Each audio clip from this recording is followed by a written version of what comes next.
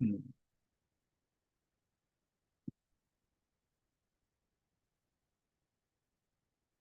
All right, so we are studying Mundaka Upanishad. We have studied the first two verses so far. Before that, we had a general introduction on Vedas, then an overview of the entire Mundaka Upanishad, which are available, recorded as well as in that shared doc. And we have studied the first two verses. The first two verses were introductory, where the Upanishad spoke about the lineage of teachers, the succession of teachers through which this knowledge was transmitted. Which knowledge? The knowledge of the Upanishad that we are studying. So the point was that from these two verses, essential part was that one was that the tradition or lineage is important. We saw last day why it is important, because there are many things in the Upanishad which are sometimes difficult to understand on our own. And so we need a help from the teacher. And if the teacher belongs to a tradition, they are in a better position to clarify our doubts and point out the true meanings, contextualize the teachings, and also point out to us what are the essentials, what are not so essentials of the Upanishad. Swami Vivekananda, in giving a talk, I believe where he gave the talks on Bhagavad Gita, he said that walking through the Upanishad is like walking through a forest. Through a forest. You find a nice bush or a flowery plant here and there, not everywhere. Okay. He was giving the talk on Bhagavad Gita. So compared to that, Bhagavad Gita is a bouquet of flowers. That is all that is essentials in the Upanishads can be found in Bhagavad Gita. So why I was saying that, because of this point that there are many things in the Upanishads which are very essential, and some of the things are not so essential. A teacher can point out that. Otherwise, when we try to read ourselves, we sometimes get confused why these things are being told. So to point out that, the first two verses mentions that the lineage of teachers, only to point out the value of having a tradition. And another point was, which we kind of discussed a lot, the Upanishad says that spiritual knowledge is the foundation of all knowledge. How should we understand that? Spiritual knowledge is the foundation of all knowledge. And many of you gave very illuminating answers to the question why spiritual knowledge is the foundation of all knowledge. We can sum up like this, that first of all, it can be thought as a praise for the spiritual knowledge. Praise. Okay. That spiritual knowledge is the foundation of knowledge. So Upanishad is the spiritual knowledge. It is foundation of all knowledge. It's a simple praise. Any text we read, especially spiritual texts, we find now and then this mentioning that this is the best, to draw our attention, to emphasize the importance of the Upanishad. That could be straightforward thing, that just for the sake of praise, it is being told like that. Then another thing is, spiritual knowledge is about the subject, about ourselves. So the more we know ourselves, the better we understand ourselves. Our understanding of other things in the world, our pursuits of other knowledge will be more fruitful. That is one way of putting. Third is, at the time of the Upanishad, what the available branches of knowledge that they had were all related to spiritual knowledge. They did not have at that time so many branches of knowledge that we have now. Very soon, the Upanishad will speak about two types of knowledge, higher knowledge and lower knowledge. The higher knowledge is spiritual knowledge, and lower knowledge, the Upanishad will speak grammar, phonetics, the rules of rituals, things like that, the rules of pronunciation. So those were all related to understanding the Upanishad. Okay. So from historical standpoint, if we look at this statement that spiritual knowledge is the basis of all knowledge, it makes sense. All the knowledge of phonetics, grammar, rituals, all are actually based on the Upanishad. And all of them were meant for better understanding of the Upanishad or spiritual knowledge. In that sense, it makes sense. Okay. And someone said that spiritual knowledge is only knowledge which is error-free knowledge. Our knowledge about ourselves is error-free. With that benchmark, we can then judge the value of other knowledge. Another point could be, if we take the meaning of the word pratishtha, which is translated as foundation, pratishtha, the word, has another meaning, which means culmination. So in that sense, other knowledge, other branches of knowledge culminate into spiritual knowledge. That is, all the other branch of knowledge teach us something, give us some, fulfill some of our needs, but all of them ultimately goad us or nudge us towards spiritual knowledge. That will be the culmination, fulfillment. And lastly, this statement that spiritual knowledge is the foundation of all knowledge is what we all intuitively understand,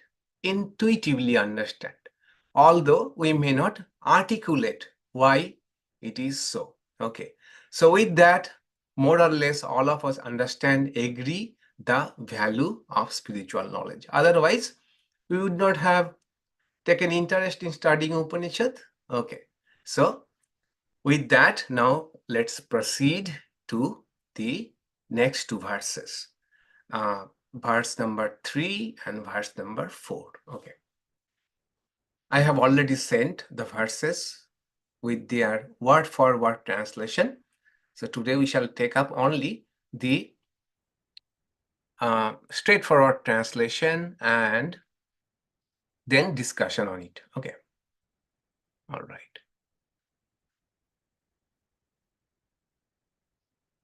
So the mantra is śaunako ha vai mahāśālo aṅgirasaṃ vidhivad upasannaḥ papraccha kasmin bhagavo vijñāte sarvam idaṃ vijñātaṃ bhavati iti.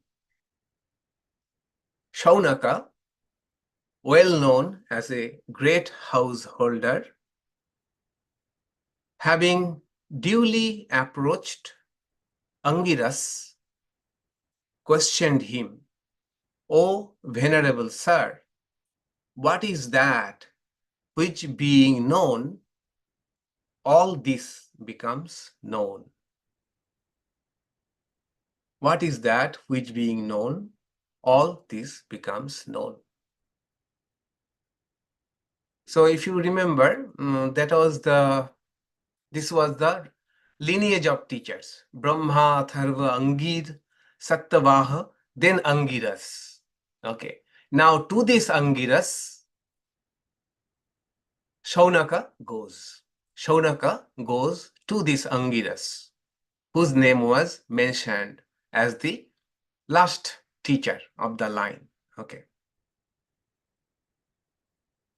To that Angiras, Saunaka went and asked that important question. Venerable Sir, what is that knowing which everything can be known? So, Saunaka, a great householder. I love to, ponder with words what the words mean and what are their hidden meanings, what they may point to. The word great householder, the Sanskrit word is mahāśālo, mahāśālo. And this may mean three things. A renowned householder. That is, at that time, in that locality or in that area, Saunaka was a renowned householder. mahāśālo also means possessor of a large house, one who has a big house, large house. Also, it may mean a householder with yajñashala. What is yajñashala?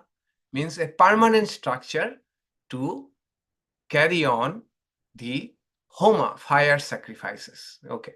At that time, the Vedic society was founded on the concept of yajna.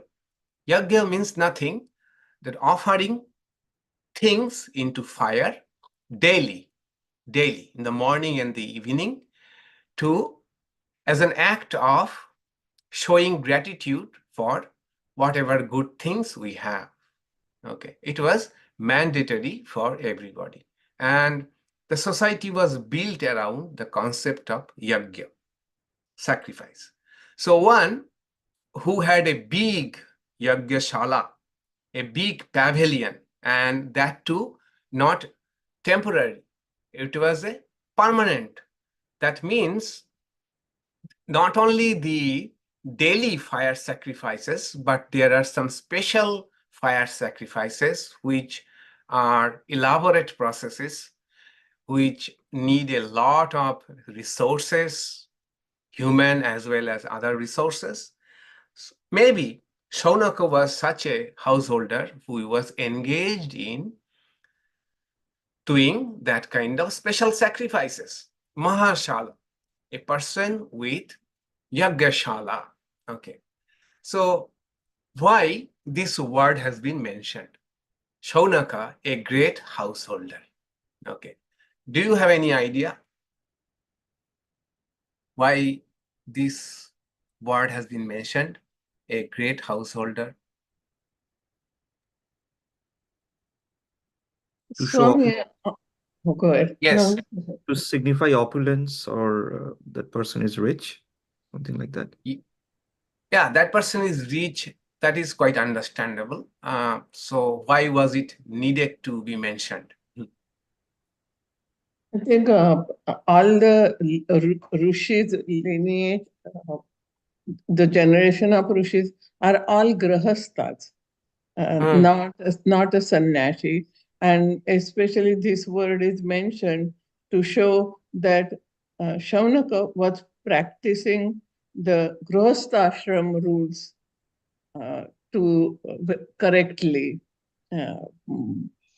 That's maybe the reason that to show that he's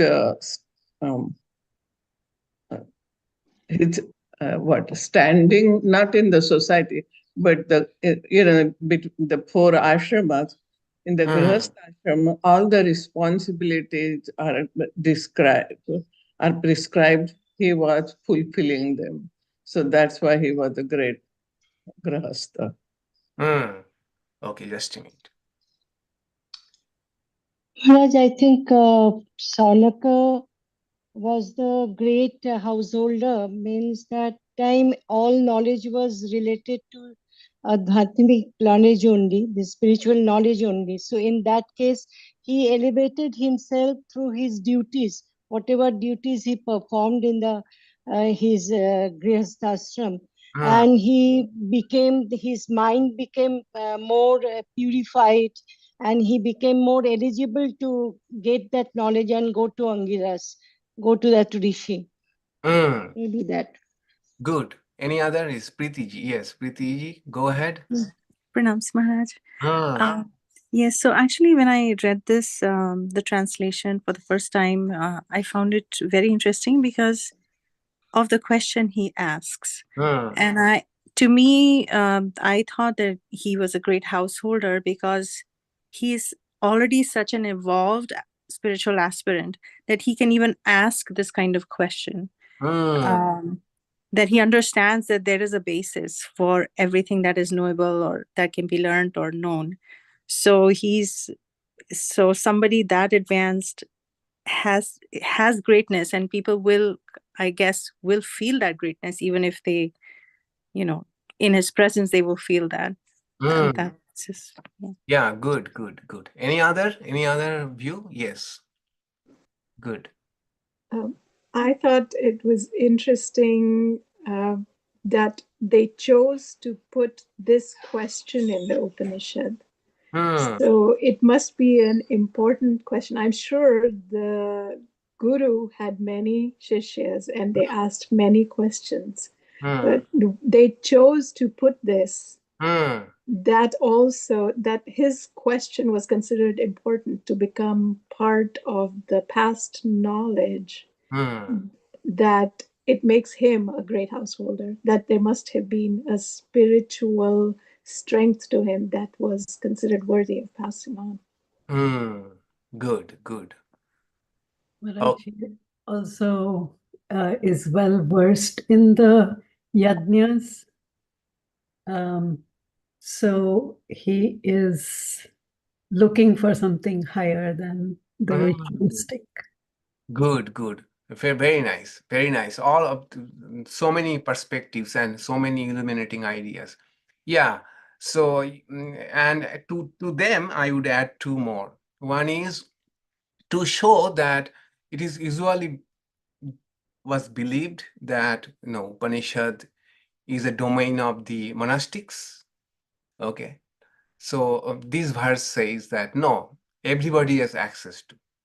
Householders were equally interested in Upanishad. And the word mahāśālo, a busy householder having, such a big house or having yagashala, which requires a lot of attention. Even in that busy schedule, or even being so much of busy, that person had interest in spiritual knowledge. Okay, that could be a significant thing for all of us who complain about, oh, we are so busy. How can we dedicate time for any other thing, or spiritual study or spiritual practice? Maybe to mention of the word mahāśālo, a busy, a renowned householder with a big house, even that Saunaka was interested in that knowledge. And of course, one who was busy with yajna, that means he was already doing karma yoga, and doing karma yoga makes one fit for higher knowledge. Okay, once we have done all of these things, then the question arises, what next? What next? I have been doing these rituals forever, and what is more to that? Okay, so yeah, so these are the reasons probably the word mahāśālo was used. Thank you so much for your perspectives. Yeah, he was a adhikari. All right. Now, mahāśālo, the great householder Saunaka, went to his guru, a busy householder. Then the verse says, having duly approached. Duly approached. Vidhivad. duly approached. So what is duly approached and why the need for duly approaching a teacher? So for other kind of knowledge, not so much duly approaching is necessary. Of course, there is some etiquette to be followed to ask a teacher, but more so about spiritual knowledge. One just cannot simply go to teacher and casually ask something. Okay, so how he duly approached? Duly approach. It is shown by the word, "Oh, venerable sir." By this, he mentioned, he addressed the teacher, kasmin bhagavo. Bhagavo, the word, "Oh, venerable sir." Oh, venerable sir. The Mundaka Upanishad itself will later on speak about how a student should approach a teacher. After some verses, Upanishad will say that when one has seen through the everything of the world, seen through the world, and having seen that nothing is permanently satisfactory, then such a student with firewood in their hand approach the teacher. Okay, why firewood? Why firewood? Why firewood? Why the student should approach the teacher with firewood? Any idea? Because when it's burned, the smoke goes up to the heavens, and there's that connection between the two different realms. Yes, that is a definitely philosophical answer. Yeah, humility. Humility is, of course.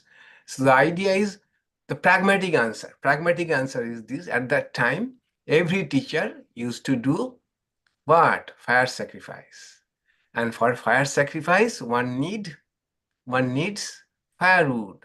Okay, so you bring to your teacher what your teacher needs. And that shows your desire to serve your teacher. Okay, so with firewood, at that time they used to go to the teacher with firewood in their hands. That is, I am here to please you, please accept me as a, but don't bring firewood to us. Okay, we have a lot of firewood here. Rather, if you take firewood from us from here, we will be grateful. Okay, for us, don't show up with firewood, because there is a real story about that. An American devotee of Vedanta, he went to India to study traditionally. Where he went? He went to the high Himalayas. And before that, he had read Mundaka Upanishad, okay, that you should go to your teacher with firewood. So he indeed, from the forest of Himalayas, collected firewoods, okay, and went to that ashrama of the teacher and said, "Teach me Upanishad." Teach me Upanishad. He literally followed that. So you don't do that here. We have firewood. So idea is, please teach me with this approach presupposes a sense of humility in the part of the student. What kind of humility? What kind of humility? Not showy humility. Okay.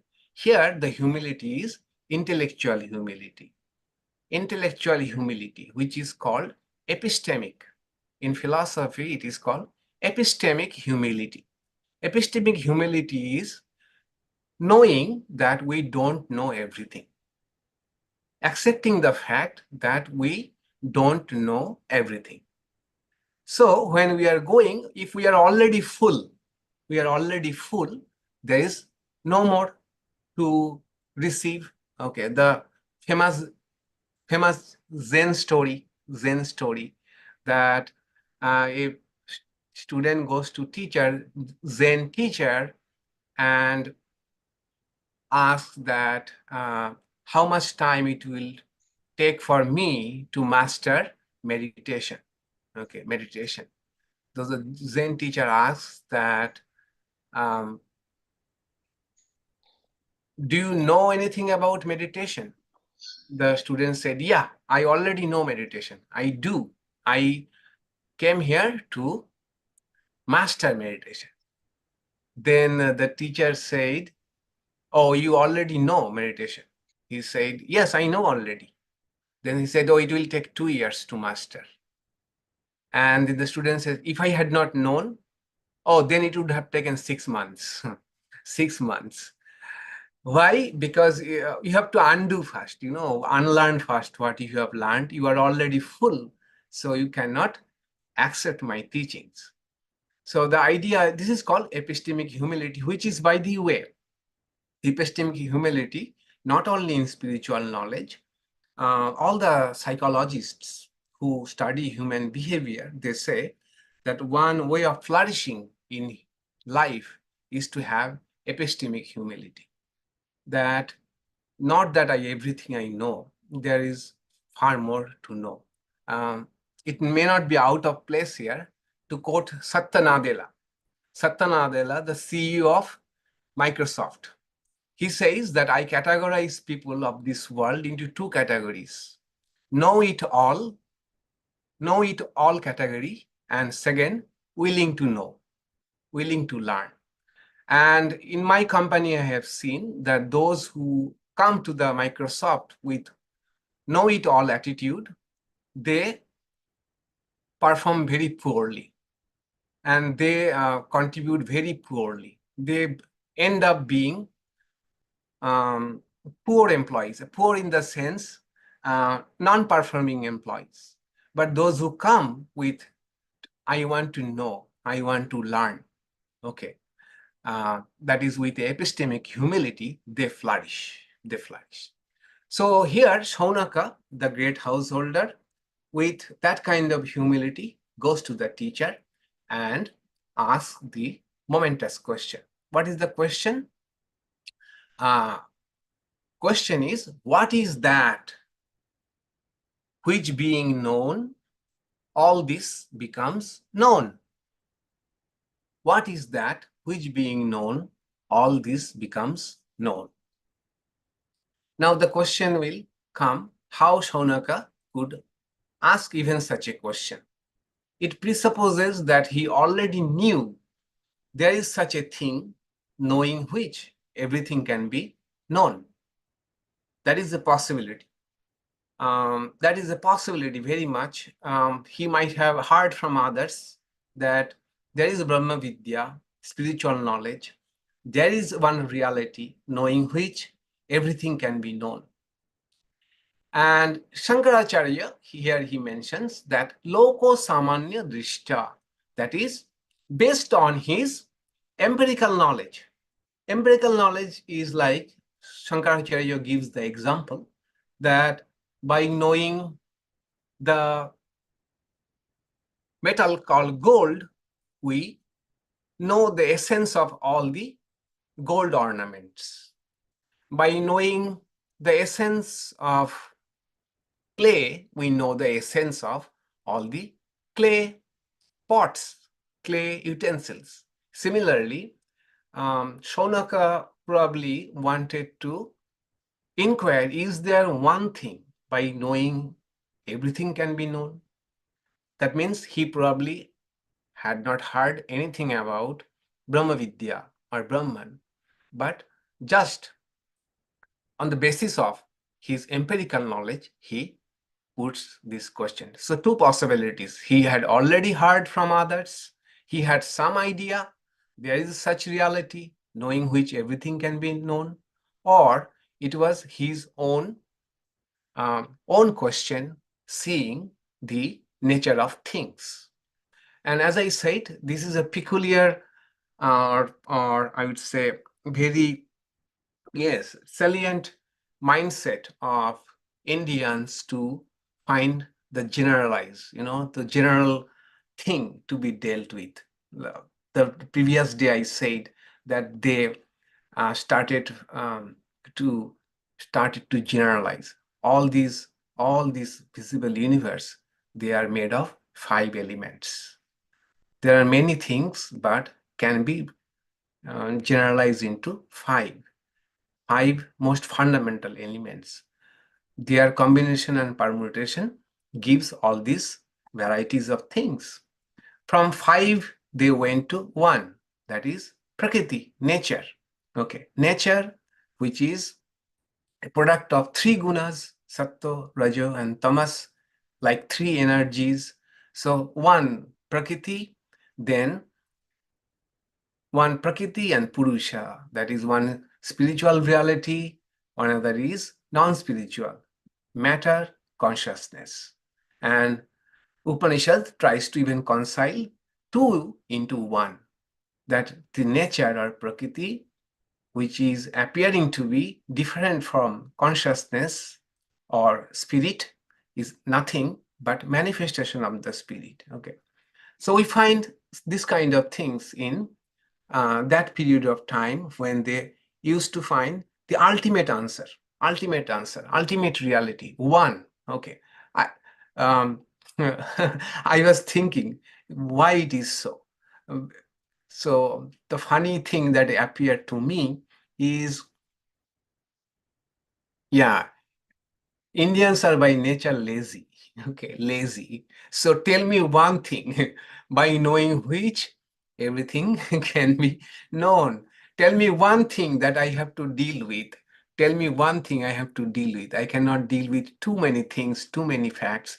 Tell me one thing. Why lazy? It's not a bad thing. What I am telling.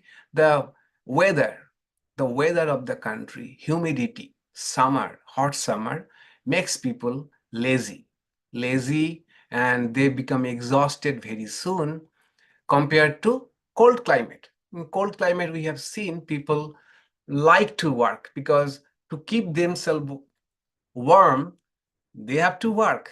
Okay, the more they work, the more they remain warm. But if you are in a humid, high temperature area, so definitely you try to avoid working too much, knowing too much. Tell me one thing, okay, it's worth knowing. Similar question we found in Keno Upanishad. Keno Upanishad starts with this one question, that by whom the mind is sent to the world, by whom the vital forces do their work, by whom the sense organs are directed to sense objects. Okay, this is one fundamental question, knowing if there is one ultimate answer to all these questions that we find in the Upanishad. So this is the mantra 3rd of Mundaka Upanishad. So what is the summary of this mantra? That Upanishadic knowledge is accessible to anybody, including a busy person in worldly affairs like Saunaka. So it is also available to us. Number 2, intellectual humility is important for receiving knowledge, especially so when it is spiritual wisdom. 3rd, in this verse, we come the question of all questions. What is that knowing which everything else is known? And the entire Upanishad is answer to this question, knowing which everything can be known. So any question about this mantra or any idea you would like to share?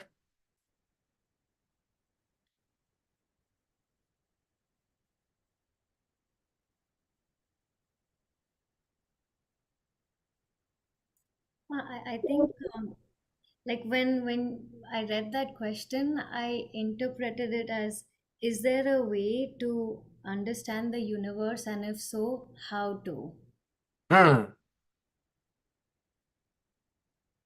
Oh, is there a way of knowing the universe in totality? So when you were explaining that question, kasmin no Bhagavo, huh? like that's how I interpreted it. Like this could be the question Saunaka was asking.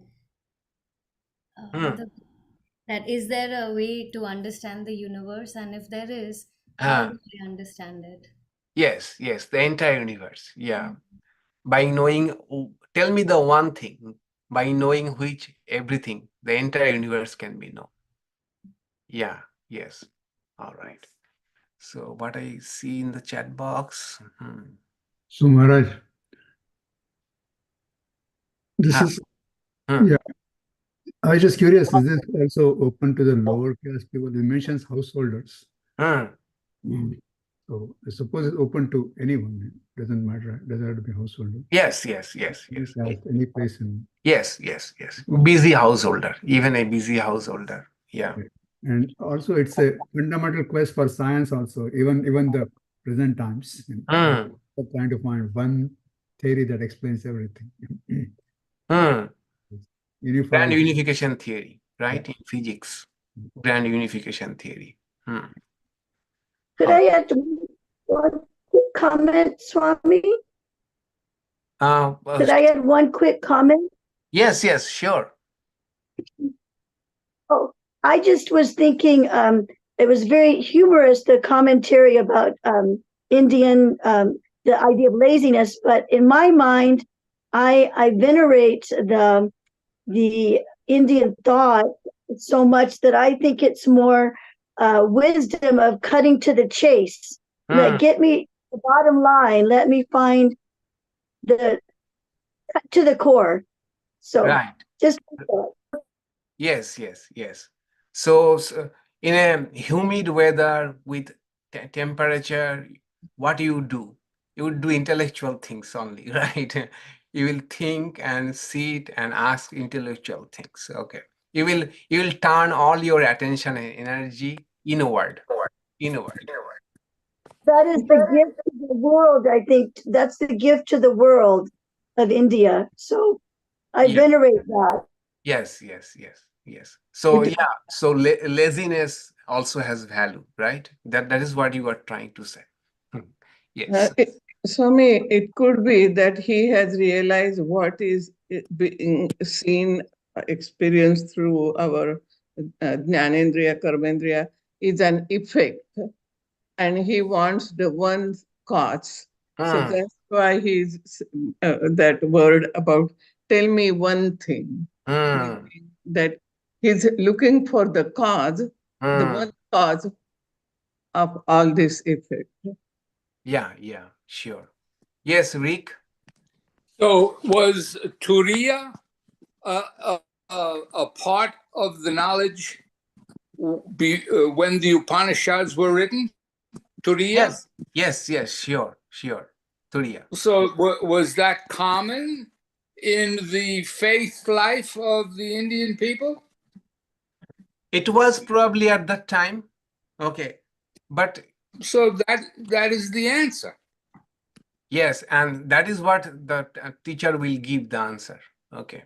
But teacher will take time to give the answer. Okay. It will be given incrementally, progressively. Okay. But my question is, was it in the knowledge of the people prior to the Upanishads, or did the Upanishads bring it to light? Yes, definitely.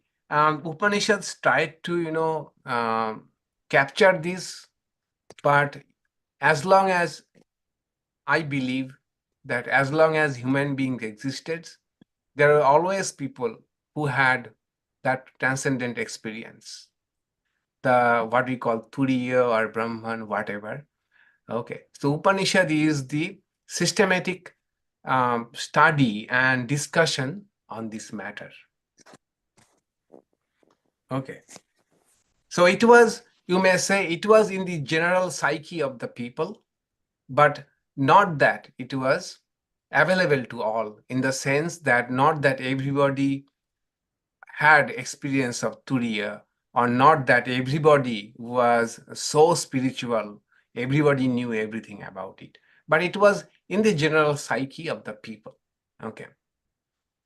And it reminds, of course, it's Saunaka. The name itself reveals that he is obedient and faithful.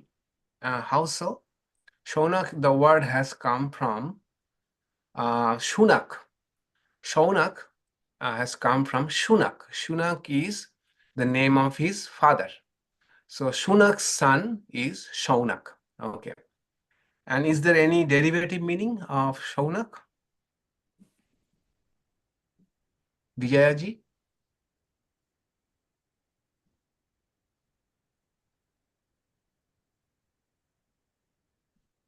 Oh, she cannot unmute. Okay, she said that the name Shaunak itself represents humility.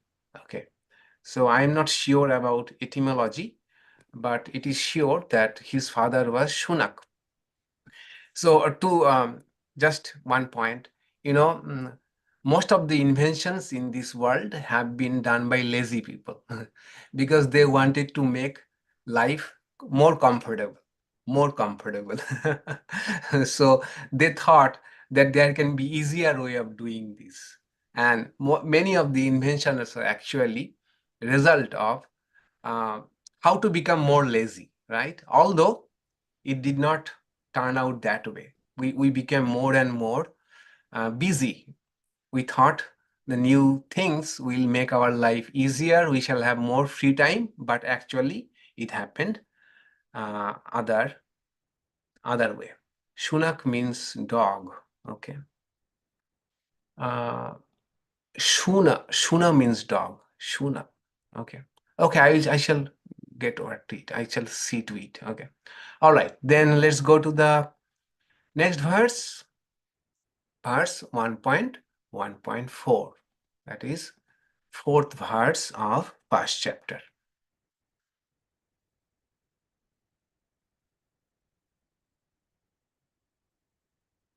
Okay.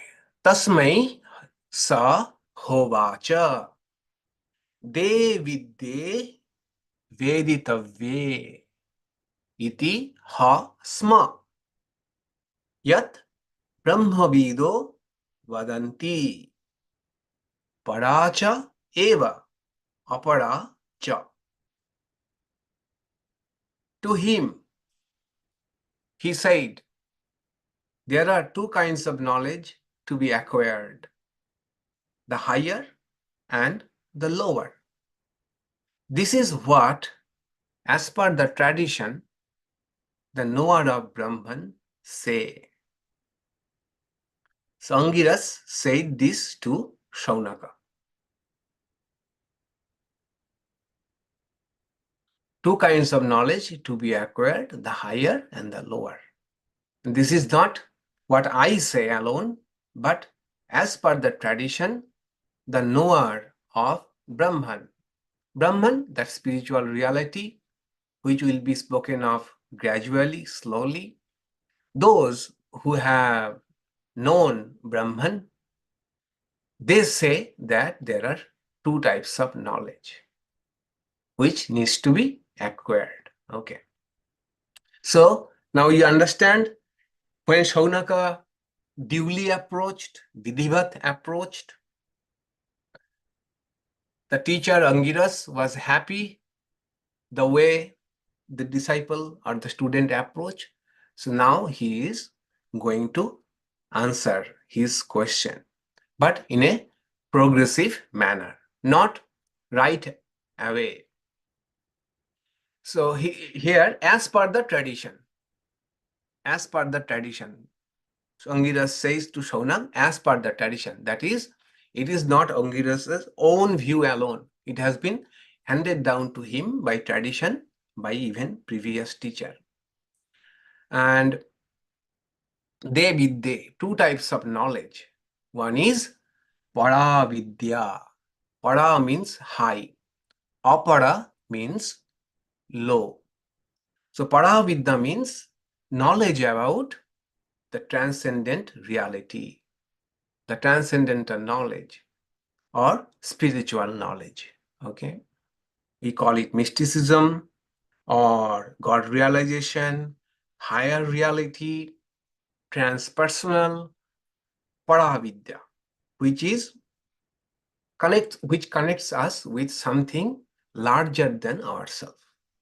And lower knowledge, in Sanskrit, aparā vidya, that is knowledge about empirical realities, empirical knowledge, every branch of knowledge other than spiritual knowledge. And in the next mantra, we shall find the definition of higher knowledge and lower knowledge. What is paravidya, higher knowledge? What is aparavidya, or the lower knowledge? Now, we notice that Saunaka asked the question, knowing which everything can be known. But the teacher did not answer Saunaka directly. Okay. Why? Why he did not? Why he did not? What do you think? Why the teacher did not right away give the answer? Because he wanted him to develop understanding. Come to understanding, you don't just give the bottom line. Right, right. Any other view? So all the lower knowledge has to be refuted first to go to the higher knowledge. That's why it is a higher knowledge. You have to justify why it is higher. Okay. Any more? To know something, we also need to know what it is not. So that's why he's first talking about aparā. Lower. Yes, lower and higher. Right, right, right. So it is all equivalent to, as someone going to, physics teacher and asking, tell me the physics of the entire universe. Okay, physics of the entire universe. So right away, the teacher cannot say, look, see, here is quantum mechanics. Here is Einsteinian mechanics. So quantum mechanics deals with subatomic particles, and Einsteinian mechanics deal with relativistic, that is planets or the stars like that. How do we start? Newtonian mechanics. Newtonian mechanics, things we see around us, how these forces function, how a car functions, all of them can be explained to Newtonian mechanics. So first, give the student Newtonian mechanics. Why? Because Newtonian mechanics deals with things we have some grasp about. Okay. So why a thing moves like that? How to give force so that it moves like that? How much force we should give? Why it is difficult to push than pull? This kind of things are all part of Newtonian mechanics. We easily understand. That's why first Newtonian mechanics is shown, although Newtonian mechanics has severe limitations in describing entire universal mechanics, mechanics of the entire universe. But we start with which we know. So the teacher, that's why, gradually will tell so that the student can appreciate the higher knowledge. Okay. Student can first appreciate the lower knowledge, and then we'll find the limitation of lower knowledge. Then we'll be in a better position to appreciate higher knowledge. That's why the teacher immediately does not give the answer. Okay. Slowly, gradually, in digestible bits, of information, the teacher instructs the student. Okay. Swamiji. Yes. Also, when he said that there are two kinds of knowledge to be acquired, it means that even the lower knowledge needs to be acquired. Yes, yes, yes. We are coming to that right now. Okay. So yes.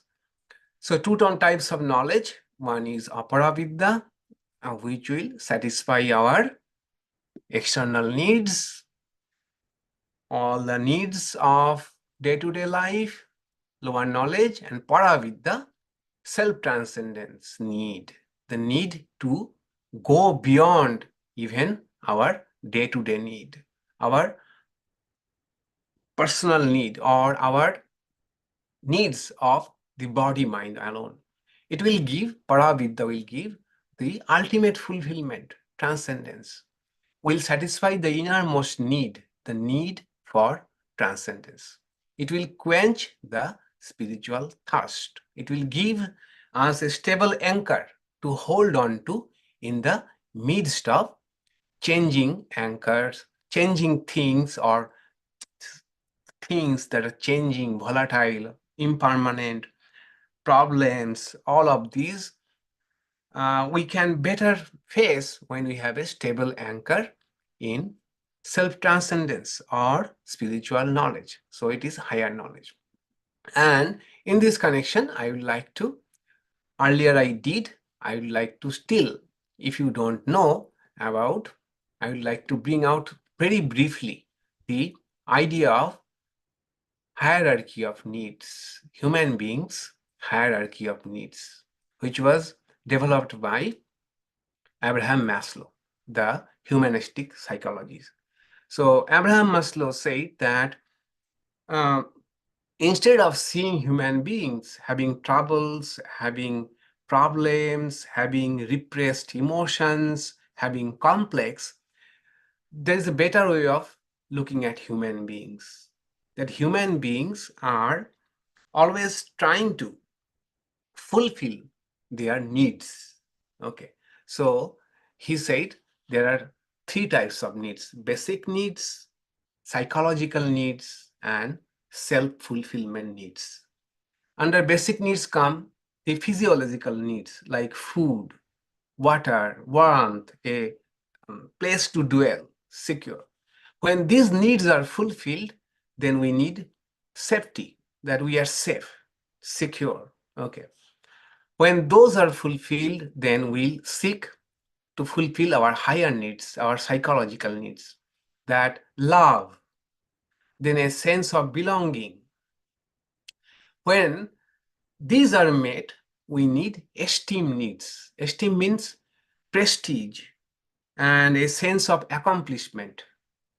Okay, we have done, we need recognition for what we have done, or a self-worth, feeling of self-worth by accomplishing things to be proud of, esteem needs.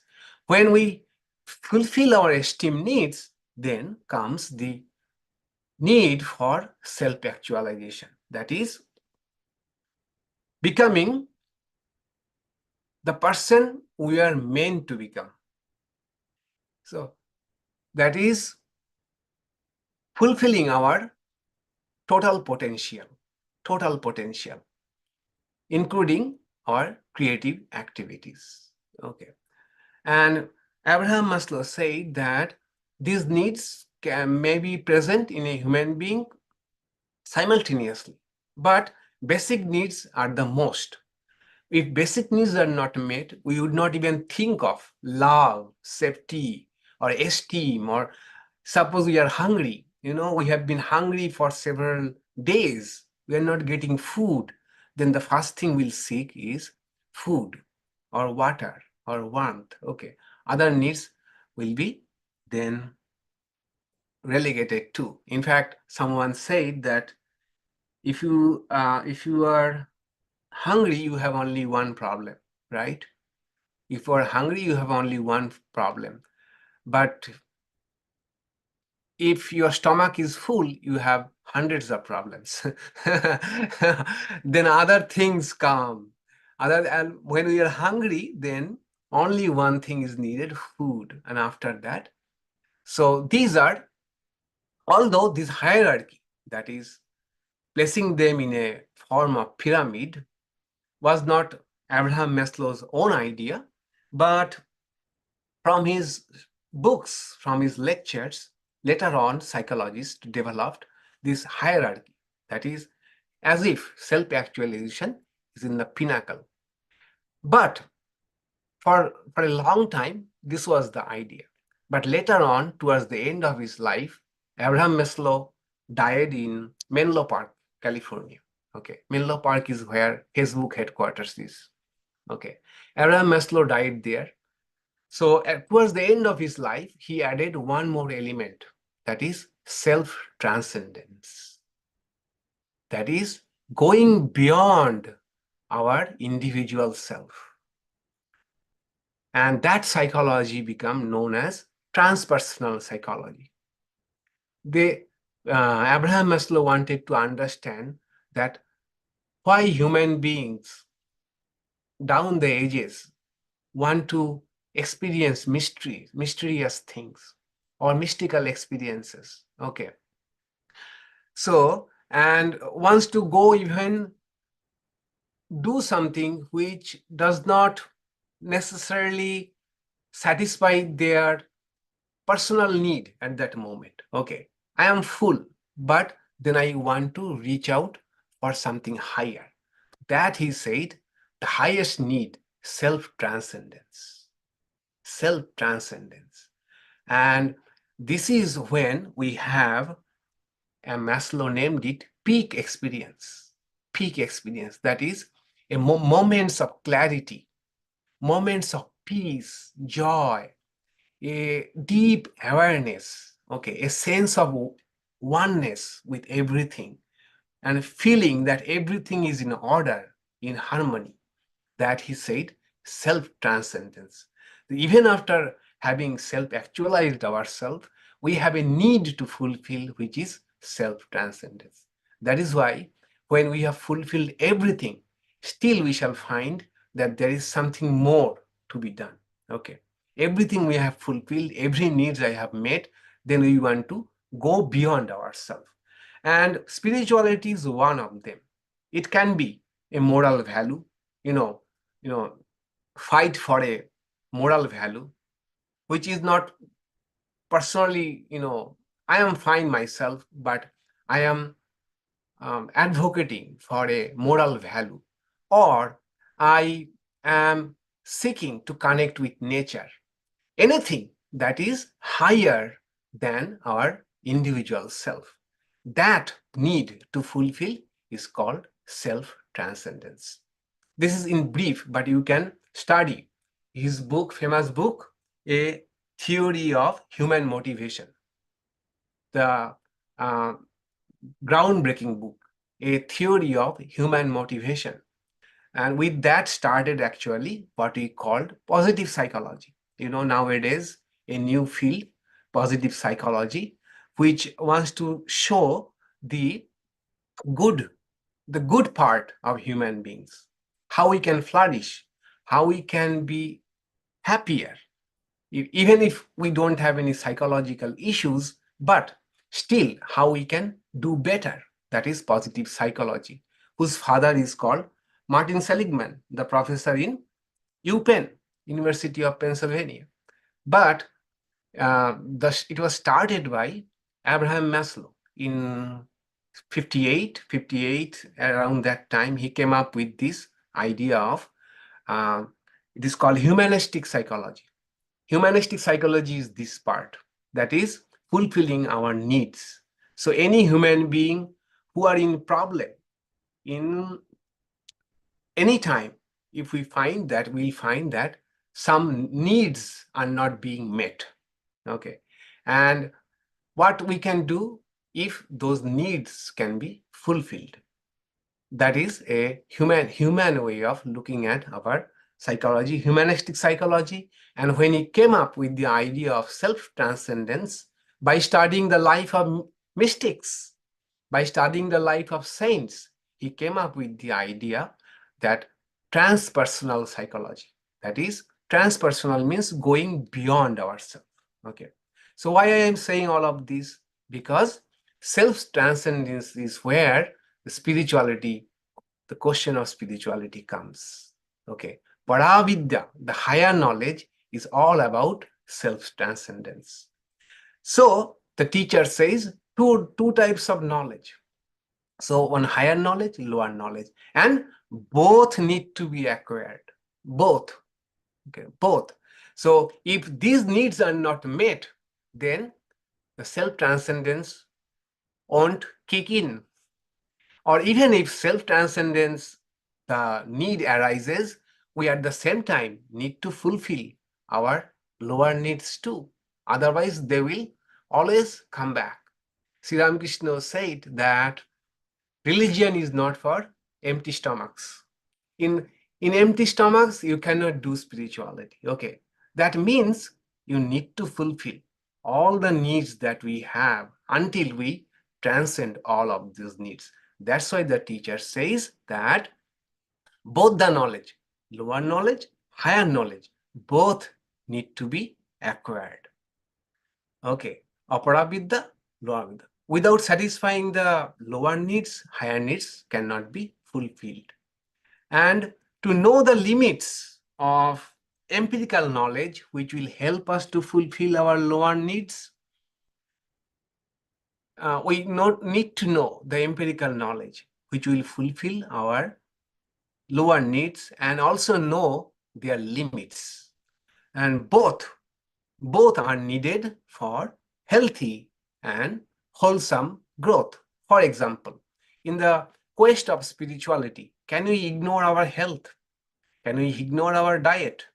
Can we ignore our mental health? None of this. Okay. We have to take care of all of these things, Then our life will be a wholesome life. But a stage might come, and we see in highly developed people, spiritual people, that other needs take backstage. Okay, this need for self-transcendence becomes utmost important to them, But that comes naturally, okay, and that is the wisdom of knowing both the knowledge, the higher knowledge and lower knowledge. Higher knowledge we can appreciate when we know the lower knowledge. When we know the limit of Newtonian mechanics, then we appreciate the quantum mechanics better. That's why the teacher says that both needs to be acquired, the higher knowledge and the lower knowledge. So summary, and if you remember Isha Upanishad, in Isha Upanishad also we came across this idea, right? Isha Upanishad, can anyone recall this idea of need for combining both? Isha Upanishad? Come on, we discussed a lot. Yes, you have to live in the world and do worldly things. You can't just become a monk. Yeah, and what the Upanishad said in Upanishad's own words? Go to lower hells. Those who only darkness. Okay, those only who are busy with the lower needs go to darkness. And Upanishad says those who are only busy with higher knowledge goes to even darker. The point was to darker in the sense only to emphasize the point that for 99.99% of us, we need to balance both of these things. Okay, both of the things, the worldly prosperity and all the needs for belonging, needs for accomplishment, need for self-actualization, but we should not also neglect the need for self-transcendence. Okay, it should be part of our life all the time. That is why this teacher also says both needs to be acquired. There is a value for both of them. So summary of these verses, the teacher did not directly answer student's question. What was student's question? What is that knowing which everything else can be known? Rather, the teacher mentioned two types of knowledge, lower knowledge, higher knowledge, and both are necessary. So what is higher knowledge and what is lower knowledge? The Upanishad will speak in the next mantra, which we shall take up next. All right. Higher knowledge and lower knowledge. Any question or any discussion, idea? And yes. So Swami, all of us here should be very grateful that we have good enough karma to get enough of our lower pyramid Maslow needs met so that we are free enough. And the earlier answer to Isha, I was shy, but it was too much worship of Purusha and too much of Prakriti, the two witnesses. And the other thing is Buddha proved to everybody that if you don't take care of your body and mind, you don't get enlightenment. He nearly killed himself until that young girl, and she brought him that wonderful rice pudding to save his life.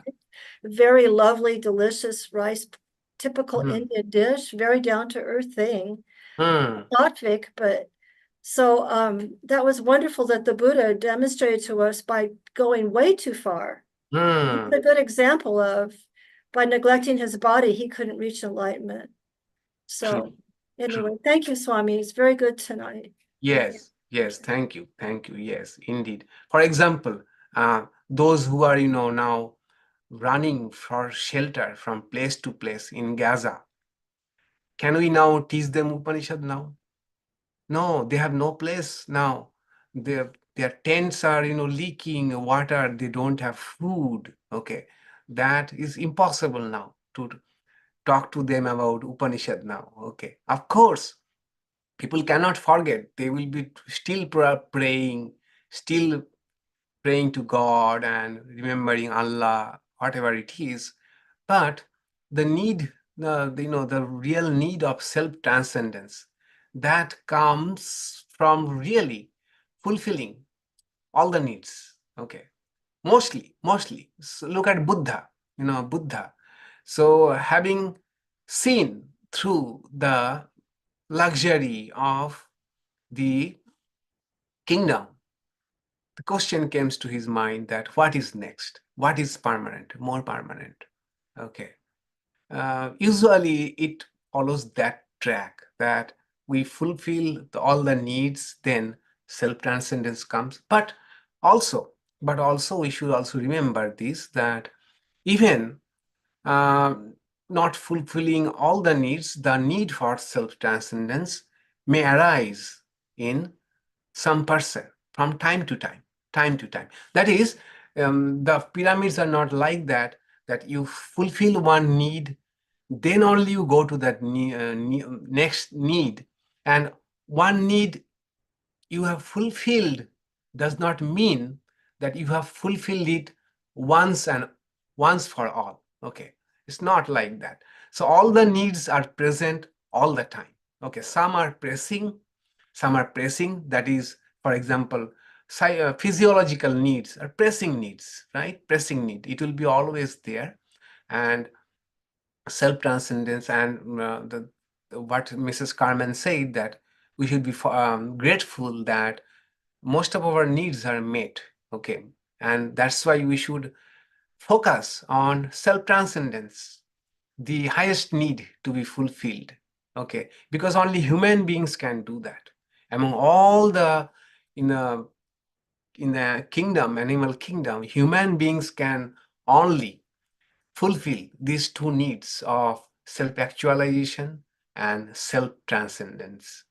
And that reminds us, Shankaracharya in Viveka Chudamani, that three things are so unique: being a human being, then having the company of people who encourage you for self-transcendence or spiritual knowledge, and finally, the desire to really have that knowledge or the desire to self-transcend. Okay, these are very, very rare thing, having the three things together.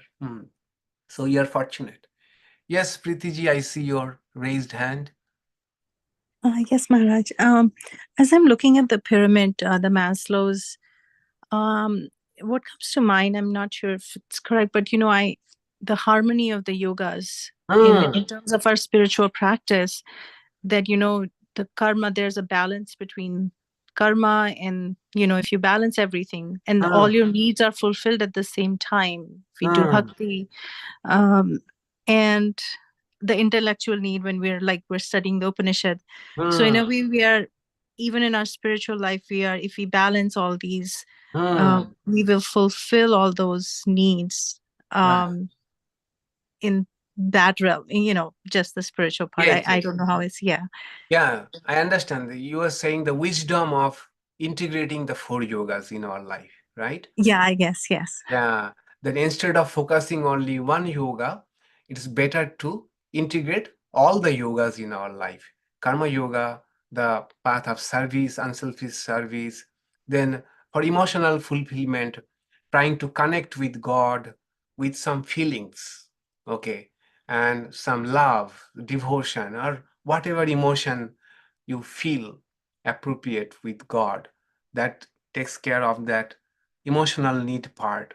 Then Jnana Yoga and this intellectual inquiry, this is also, yes, cognitive needs, cognitive needs. That is part of our psychological needs. That everybody wants to know knowledge, intellectually stimulating things. When the lower things are fulfilled, people go for intellectual things, knowledge. Then comes creativity. Yes, so all of these can be very nicely taken care of by the 4 yogas, right?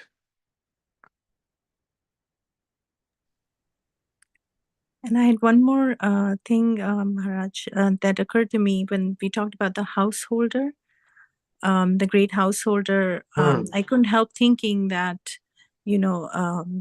Thakur and Ma kind of demonstrated in the present age that this is available to householders. You can reach that. Of course, they are incarnations, so that's, but at least it's a demonstration. Yes. And so much more so in Holy Mother's life, because Yeah. she was so busy taking care of Yeah. really household matters and things like that. So, Right. yeah. Right. Totally. Holy Mother Sarada Devi, she was referring to that anybody would say that she was so domestic, always surrounded by people and doing very ordinary job, or either dressing the vegetables, cooking, but those who lived near her would see very often when nobody is around, her mind is soaring into samadhi.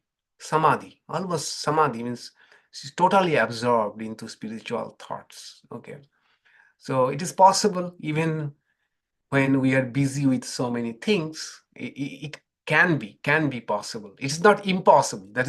It's difficult but not impossible. That is the idea. Saunaka showed us it is possible. All right, then, yes, Saurav, go I ahead. don't have a question, but how do I get that word-to-word translation of the? Yes, okay, I got your email ID, right? So I will share with you the link. It's a shared doc. Okay, so there I upload word-to-word doc, and whatever I feel like should be shared, I share with them. I even share in advance the verses that we shall study in our next class. Okay, so that you can beforehand take a look and get some general idea about the verse. Okay, that you shall get. Yeah, I got your email ID, so you will be in the distribution list. Okay. Thank you.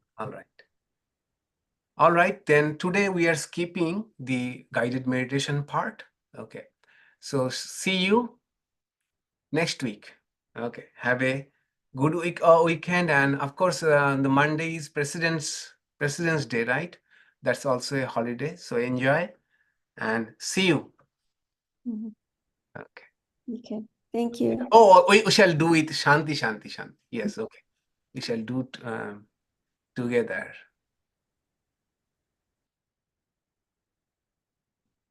Okay. Om Shanti. Shanti.